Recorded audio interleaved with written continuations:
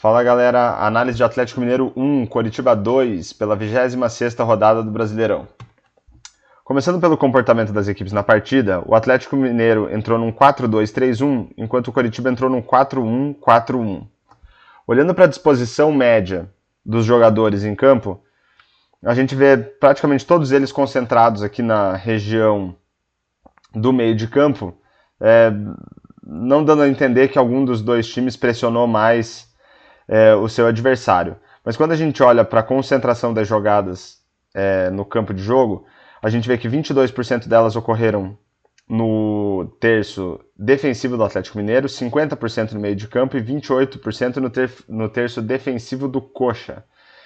Então isso mostra que ou o Atlético Mineiro de fato conseguiu criar mais jogadas no seu campo de ataque, ou então que o Coritiba trocou mais passes no seu campo defensivo. Olhando para o domínio de cada uma das equipes ao longo dos 90 minutos, a gente vê mais barras brancas, né, que representam o Atlético Mineiro, do que barras verdes, que representam o Coritiba. Principalmente aqui, por volta dos 15 minutos do segundo tempo, e ali entre os 20 até praticamente o final do jogo, um domínio mais intenso do Atlético Mineiro. Aqui do lado direito a gente tem algumas estatísticas que ajudam a gente a entender o comportamento das equipes, aquilo que elas conseguiram criar e também aquilo que elas conseguiram fazer em termos de finalização. Em termos de posse de bola, 62% para o Atlético Mineiro contra 38% do Coritiba, né? Um número bem interessante para o Atlético Mineiro, que também apostou na troca de passes, né, com 586 tentativas e 85% de aproveitamento. Também apostou em bolas longas, com 59 tentativas e 22 cruzamentos tentados. Já pelo lado do Coritiba, o que se destaca aqui são as bolas longas, né, com 59 tentativas. Em termos de criação, foram 12 passes decisivos para o Atlético Mineiro e 7 para o Coritiba.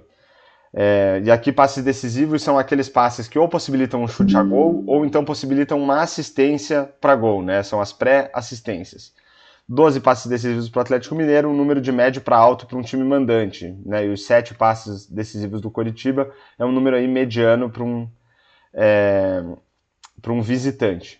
Em termos de expectativa de assistências, 0,66 para o Atlético Mineiro e 1,07 para o Coritiba. E qual que é a ideia aqui da expectativa de assistências? É que a gente consiga avaliar o desempenho de cada equipe em colocar os seus atacantes em condição de finalizar. Não necessariamente o jogador finalizou em gol, ou se finalizou, não necessariamente marcou o gol. A ideia aqui é avaliar justamente a capacidade dos times em colocarem seus jogadores em condição de finalizar. Esse valor de 1,07 para o Coritiba é um valor alto para visitantes. Agora, olhando para as finalizações, foram 13 chutes a gol do Atlético Mineiro contra 9 do Coritiba, né? Um número baixo de finalizações, tanto para o Atlético Mineiro como mandante, quanto para o Coritiba como visitante. Pelo lado do Galo, foram 4 chutes bloqueados, 6 para fora e 2 chutes defendidos, além do gol marcado. Pelo lado do Coritiba, foram 2 chutes bloqueados, 3 para fora, sendo que um passou perto do gol, e 2 defendidos, além dos 2 gols marcados. Em termos de chances claras de gol, uma para cada lado, né?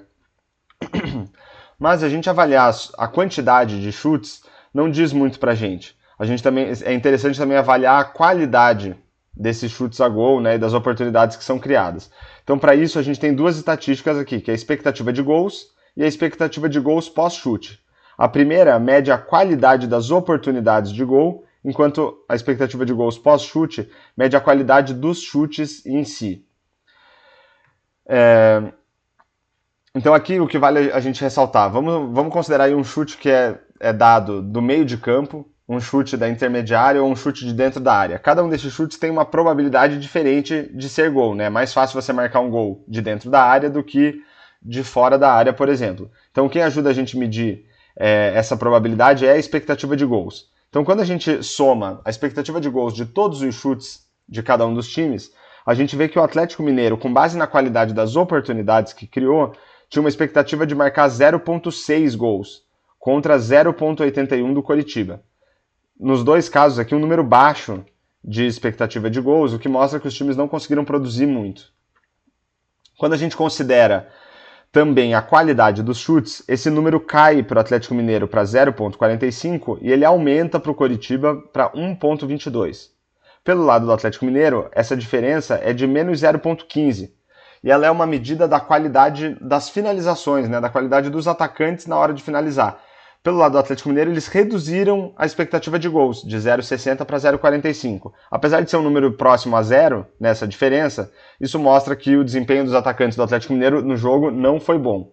Já pelo lado do Coritiba, essa diferença é positiva, de 0,41. Né? Eles conseguiram elevar, os atacantes do Coritiba conseguiram elevar a expectativa de gols de 0,81 para 1,22 com base na qualidade das finalizações que eles fizeram em gol. Então aqui um desempenho positivo dos atacantes do Coritiba. E agora, quando a gente compara a expectativa de gols pós-chute com o número de gols efetivamente marcados, a gente vai conseguir avaliar a qualidade dos goleiros na partida. Então, o Atlético Mineiro marcou um gol, e a expectativa com base na qualidade dos chutes era de 0,45. Então essa diferença negativa aqui de 0,55 mede a qualidade do goleiro do Coritiba no jogo. Então, por ser um número negativo aí entre 0 e 1, mostra que o goleiro do Coxa não foi tão bem. Pelo lado do Atlético Mineiro, avaliando o goleiro do Atlético Mineiro, aliás, o Coritiba conseguiu marcar 2 gols, mas pela qualidade dos chutes, deveria ter marcado por volta de 1,22 gols. Então essa diferença ela é negativa, de 0,78, e mostra que o goleiro do Atlético Mineiro também não foi bem no jogo. Ele tomou 2 gols, sendo que a expectativa é que ele tomasse 1,22 gols. Desde aqui, dos passes decisivos até os gols marcados, todas essas estatísticas aqui eu considero que são estatísticas que ajudam a gente a entender a qualidade do jogo.